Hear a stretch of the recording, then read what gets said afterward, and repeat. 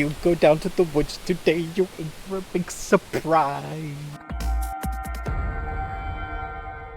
And welcome to the Ruby Tuesday. My name is Ruben, and this is my review for Netflix's original series, The Woods. The Woods follows a prosecutor named Paweł Kopiński in Warsaw, Poland, who investigates the unsolved disappearance of his sister 25 years ago, when she walked into the forest at a summer camp and never returned. So there are 6 episodes. They're just under an hour long, or about 50 minutes long, and this is the third series that we've seen Netflix now take from the Harlen Coben books, the novels that are very well loved, has a great following. We've seen Safe, which I thought was pretty good, and then we saw The Stranger, which I thought was really interesting.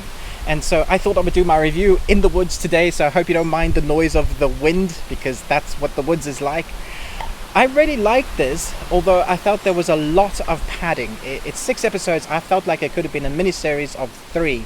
So you do follow this prosecutor who's trying to find his sister, and you follow 2 timelines. One at this camp, so you see the story unfold during this camp, and then it jumps to 2019 where you see him trying to solve another case, but also there's the hope that his sister might still be alive, which I thought was very interesting. And it's the thing that drives the story. It's the investigation of him trying to find out what actually happened, him trying to remember as something unfolds. There's a new investigation to the story in 2019, and so he has to try and find it. The hopes is it that maybe his sister is alive, and that's what drives the series forward, which I really like. The cinematography in this is spectacular. Really enjoyed it. It's probably the best thing about this series, apart from the acting. I thought the acting all round was pretty good.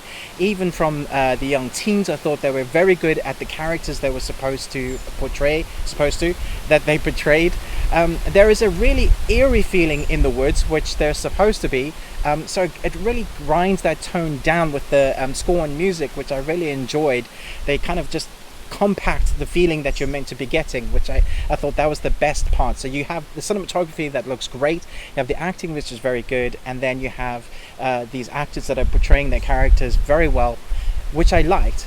I have to say though, because of the padding, even though it looks great, it really feels like each episode drags on. There's like a 20-minute segment from each episode that you could probably cut because of that padding. So cinematography looks great, but they take a long time to get to any destination. There's lots of dramatic music and somber, dark tones in the score in the background that is good and it's all fantastic, but because it drags out, you're always feeling like, oh, when are they going to get to the point?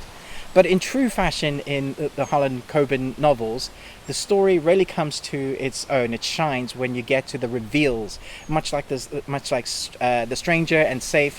When you get to that last episode, all those questions that you want are revealed.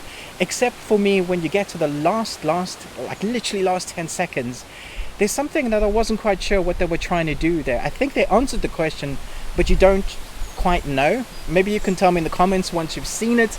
I wasn't sure what they were trying to do with it. It made me a little bit frustrated with what they were trying to do there. Also, there is no English dubbing yet.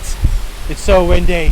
There's no English dubbing yet, so you have to read the subtitles. So if you don't like subtitled series, then you're going to struggle with this. Although I did feel like the subtitles were the right way to go. Really puts you in the moment with the characters. You get to grips with what they're trying to show you through the inflections of their emotions that they're trying to show you. There is some sex in various age groups, so if you get offended easily by sex on screen, you're probably not going to enjoy this. As a whole, I think it's good, but I don't think it's the strongest out of the 3. I still think The Stranger is the best. Safe was alright. This would probably, my placement is second. So you have The Stranger number 1, this number 2, and Safe number 3. So do chat to me in the comments below what you thought about this. Sorry about the wind. I hope a branch doesn't fall on my head as I'm recording this, and my wife's, who is holding the camera. But I hope you enjoyed this different location and that you can hear something, because it's pretty damn windy. Yeah, do chat to me in the comment. Chat to me in the comments below. Let me know what's your favorite series. Did you enjoy this? Did you feel like it dragged?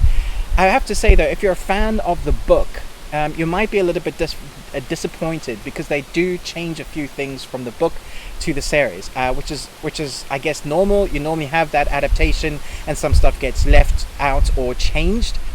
So yeah, I'd love to know what you thought. If you've read the book, the comparison would be interesting. Very well acted, very well put together, so I'm going to give this a B+. Chat to me in the comments below, but most of all, until next time, go down to the woods today.